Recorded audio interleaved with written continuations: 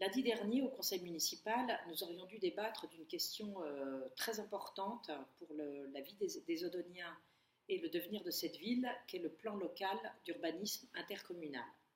Alors, derrière ces termes un peu techniques, il s'agit en fait de débattre et de décider des orientations qui vont accompagner le développement de Saint-Ouen dans les années à venir. Alors, orientation en matière d'habitat, c'est-à-dire de développement de construction, de développement économique, d'espaces verts, d'équipements publics, de transport aussi, bien sûr, de pistes cyclables, etc. Malheureusement, ce débat a été complètement tronqué puisque William Delannoy, après 3 interventions de mes collègues de l'opposition, nous a coupé le micro. Et je voulais justement vous faire part donc de la question que je souhaitais lui poser. Jusqu'où pense-t-il que nous pouvons aller dans le développement de Saint-Ouen ? En effet, bien au-delà des docks, nous voyons des programmes immobiliers donc, se développer un peu dans tous les quartiers.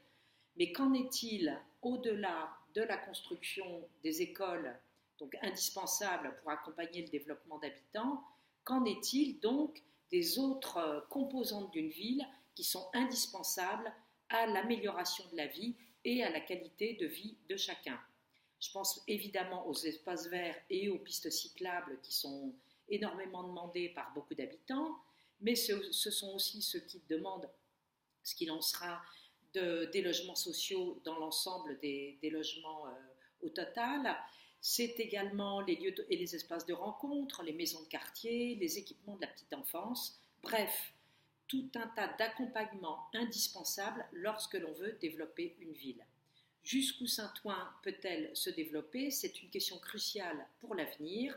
Nous n'avons pas pu en débattre au conseil municipal, mais c'est une question qui intéresse tous les habitants et qui va être certainement une des questions au cœur des débats qui vont se dérouler dans l'année à venir, puisque nous sommes à la veille, je dirais, d'une élection municipale qui va évidemment poser ces questions-là au cœur des projets des uns et des autres.